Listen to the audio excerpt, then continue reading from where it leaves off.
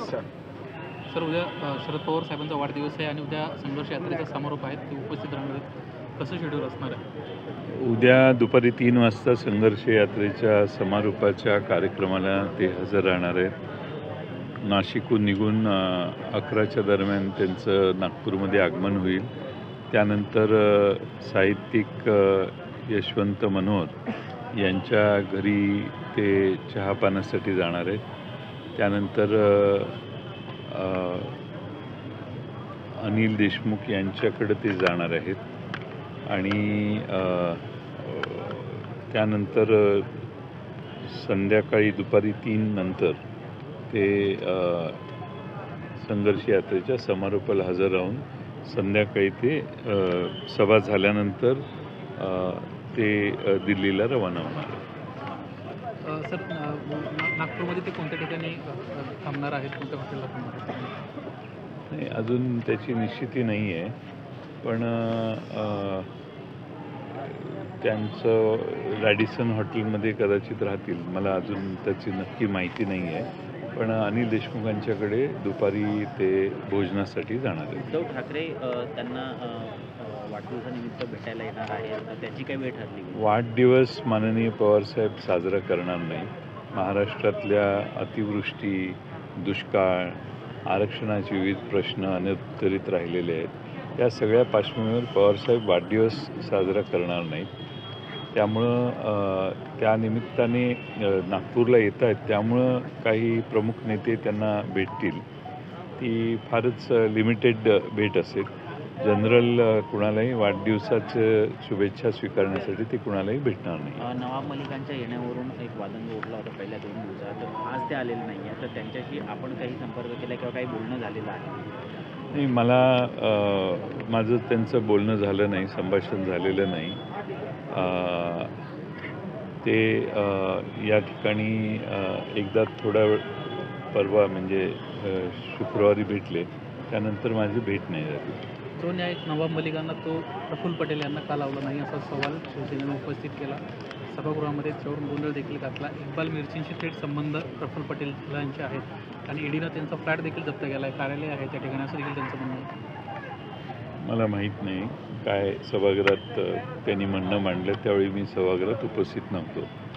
सांगलीमध्ये ऊसाचं आंदोलन सध्या सुरू आहे. राजू शेट्टी कारखान्याच्या बाहेर ठाण मांडून होते. काल रात्रीपासूनच तिथंच मुक्काम त्यांना केला. एकंदरीत तुमच्यावर आणि सत्यजित आपले जे कदम आहेत त्यांच्याबद्दल त्यांना प्रामुख्यानं आक्षेप, विश्वजित कदम यांच्याबद्दल आक्षेप त्यांना नोंदवले. नाही, विश्वजित कदम यांनी सांगितलेलं आहे आणि आम्ही नेहमीच चांगले दर देतो, उत्तम दर देतो. शेतकऱ्यांचा आमच्यावर ठामपणाने विश्वास आहे आणि ते म्हणतात त्यापेक्षा जास्त दर देण्याची शक्यता जास्त आहे. पण साखर विकायच्या आधी आता इथेनॉलचा वेगळा निर्णय केंद्र सरकारने अचानक घेतला. त्याचा फटका सगळ्या साखर उद्योगाला बसणार. तरी देखील आमचे सगळे सांगली जिल्ह्यातले कारखाने चांगले चालतात, चांगले दर आम्ही देतो आणि त्यामुळं त्यांनी कोल्हापूर जिल्ह्यात जी भूमिका घेतलेली आहे ती अशी आहे की 3,000 रुपयाच्या पेक्षा कमी ज्यांनी दर दिला मागच्या वर्षी त्यांनी 100 रुपये द्यावेत आणि 3,000च्या वर दिला त्यांनी 50 रुपये द्यावेत. म्हणजे हा काय न्याय आहे मला काही कळलं नाही. त्यांना आणि मागच्या वर्षीच्या जिथं त्यांचे अकाउंट्स क्लोज झाले आहेत, बॅलन्स शीट क्लोज झालेले आहेत मागच्या वर्षीच्या, त्याचे पैसे द्यावेत म्हणून सांगितले. कारखान्यांनी त्या भागात लिहून दिले, पण मला वाटत नाही की कुठले कारखाने पैसे देतील. फक्त आम्ही मागणी केली. आम्हाला शेवटी लोकसभेच्या निवडणुका तोंडावर असल्यामुळं मागच्या 2-3 वर्षात असा प्रसंग कधी आला नाही. आता लोकसभा आहे म्हणून काही लोक बोलत असतील तर त्याला माझा नाईलाज आहे. पण आम्ही कारखाने, सांगली जिल्ह्यातले कारखाने 3100 रुपये हा पहिला ॲडव्हान्स दिलेला आहे आणि पुढचे रकमा ह्याच्यापेक्षा चढ्या देणार आहोत. त्यांनी जे कोल्हापूर जिल्ह्यात मान्य केलेले आहेत रकमा मागच्या वर्षी, त्यापेक्षा मागच्या वर्षी त्यापेक्षा जास्त रक्कम आम्ही आमच्या कारखान्यांनी दर दिलेले आहेत. त्यांनी जे कोल्हापूरमध्ये तडजोडी केल्या त्यापेक्षा जास्त पैसे दर हे सांगली जिल्ह्यातल्या कारखान्यांनी दिलेले आहेत आणि पुढच्या वर्षी ह्या चालू सीझनलाही आमच्याकडून जास्तच जाणार आहेत. आता सगळे कारखाने एकत्रित बसून चर्चा ते करतील त्यांच्याबरोबर, पण केंद्र सरकारने अचानक सिरपपासून इथेनॉल करणं बंद केलं, हा फटका एक मोठा बसणार आहे. दुसऱ्या बाजूने सगळ्या कारखान्यांनी बरेच गुंतवणुकी इथेनॉलच्या प्लांटमध्ये केल्या आहेत आणि सरकारने रिव्हर्स पॉलिसी केली. साखरेचे दर वधारले पाहिजेत यासाठी आघाडी म्हणजे त्यांनी संघर्ष करणं जास्त महत्त्वाचं. साखरेचे दर वाढले की आपोआप ऊसाचा दर वाढतो. त्यामुळे साखरेचे दर कमी करण्यासाठी केंद्र सरकार वेगवेगळी बंधनं करतं आहे आणि साखर डायव्हर्ट इथेनॉलला होण्यासाठी देखील सरकार आता बंधनं आणतं आहे. सरकारचंच मूळ धोरण सरकार बदलतं आहे. या प्रश्नावर, या मुद्द्यावर लढाई खरं केली पाहिजे. ती प्रत्येक कारखान्याच्या दारात जाऊन त्यांच्याशी भांडण्यात काय अर्थ? की जर साखरेचे दर उत्तम मिळाले, इथेनॉलचे दर उत्तम मिळाले तर सगळ्यांचेच दर चांगले येणार आहेत, त्यात काही अडचणच नाही. आणि ऊस उत्पादकांना विरोध करण्याची कुठल्याही सांगली जिल्ह्यातल्या कारखानदारांची मनस्थिती नाही आहे. उलट ऊस उत्पादकांचे आणि कारखानदारांचे आता कारखाने म्हणजे हे खाजगी कारखाने नाही आहेत, हे सहकारी कारखाने आहेत. सभासदच त्यांचे मालक आहेत आणि त्यामुळं सभासद एकत्रित बसून जो निर्णय घेतात तो निर्णय नॅचरली येतो. आता त्यासाठी विनाकारण त्याची राजकीय भूमिका हे करायची आणि कशासाठी चाललेलं आहे हेही लोकांच्या लक्षात येतं. त्यामुळं 3 वर्ष काय नाही झालं. आता लोकसभेच्या निवडणुका समोर आहेत म्हणून जर कोणी आंदोलनं करत असतील तर ठीक आहे, मला त्याबद्दलही काही बोलायचं नाही. पण सांगली जिल्ह्यातले सगळे कारखाने अतिशय उत्तम चालतात आणि सगळे कारखाने अतिशय चांगल्या पद्धतीनं चालवणारे सगळे कारखाने आहेत. त्यामुळं त्या कारखान्यांना त्यांची साखर विकली गेली, इथेनॉल विकलं गेलं की जेवढे पैसे येतात ते सगळे सहकारी तत्त्वावर असल्यामुळं खाजगी कारखान्याला दम देणं आणि त्यांना एवढी रक्कम देणं ठीक आहे, पण हे शेतकऱ्यांचे कारखाने आहेत.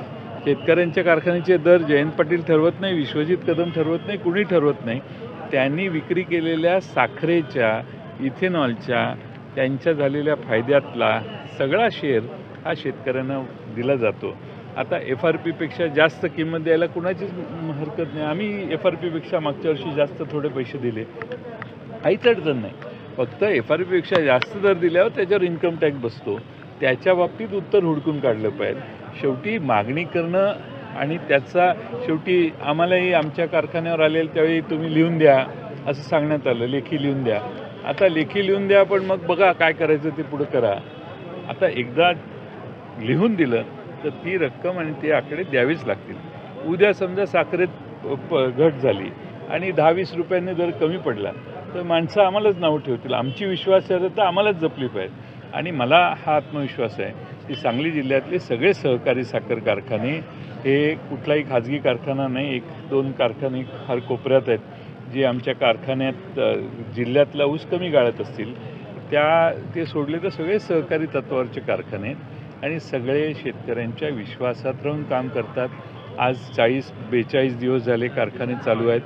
ह्या वर्षीचा ऊसाचं हेही कमी आहे, उत्पादन कमी आहे, यील्ड कमी यायला लागले आणि त्यामुळं कदाचित अजून महिन्या-दीड महिन्याने जवळपास कारखाने शेवटच्या स्टेजला पोचतील आणि कारखान्यांचे सीझन कदाचित जानेवारीच्या फेब्रुवारीच्या 15 तारखेपर्यंत संपतील. शेतकऱ्याला गरज आहे लवकर ऊस पाठवण्याची. शेतकरी म्हणतोय की आता कुठलाही अडथळा करू नका, ऊस आधी लवकर पाठवू. त्यामुळं असा अडथळा करणं योग्य नाही.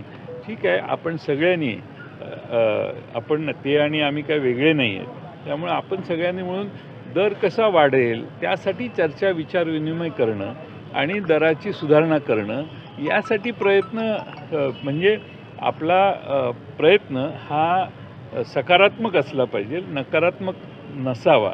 आणि त्यामुळं सांगली जिल्ह्यातले सगळे कारखाने या दृष्टीनं विचारविनिमय करून स्पर्धा करून जास्तीत जास्त अचानक आंदोलन चालू झालं. आंदोलन होतं, कारखाने बंद पडतात, ट्रॅक्टर शेतकऱ्यांचे थांबतात.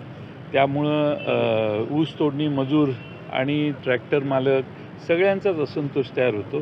त्यामुळे मी त्यांना आवाहन करेन, मी शेवटी काय कारखान्याचा डायरेक्टर नाही, कारखान्याचा चेअरमन नाही, मी कुठला पदाधिकारी नाही, पण त्या भागातला एक कार्यकर्ता या नात्याने मी त्यांना आवाहन करेन की समजुतीनं याच्यात जास्त चढा दर कसा देता येईल यासाठी आपण सगळ्यांनी प्रयत्न करू. पण अमकाच दर द्या आणि तमकाच दर द्या, तर ज्या दराची माहितीच नाही, देऊ शकतो की नाही, त्यासाठी खोटी आश्वासनं सभासदांना देणं, शेतकऱ्यांना देणं हे मला उचित वाटत नाही. तरी सगळे कारखानदार एकत्रित बसतील त्यावेळी ते निर्णय घेतील. सर उद्याच्या सभेला उद्धव ठाकरे उपस्थित असणार आहेत का? महाविकास आघाडीची बैठक आहे. नाही, त्यांना निमंत्रित करण्यात आलेलं आहे, पण अजून माझी त्यांची परत चर्चा नाही. आज रात्री किंवा उद्या सकाळी चर्चा होईल. ठीक आहे.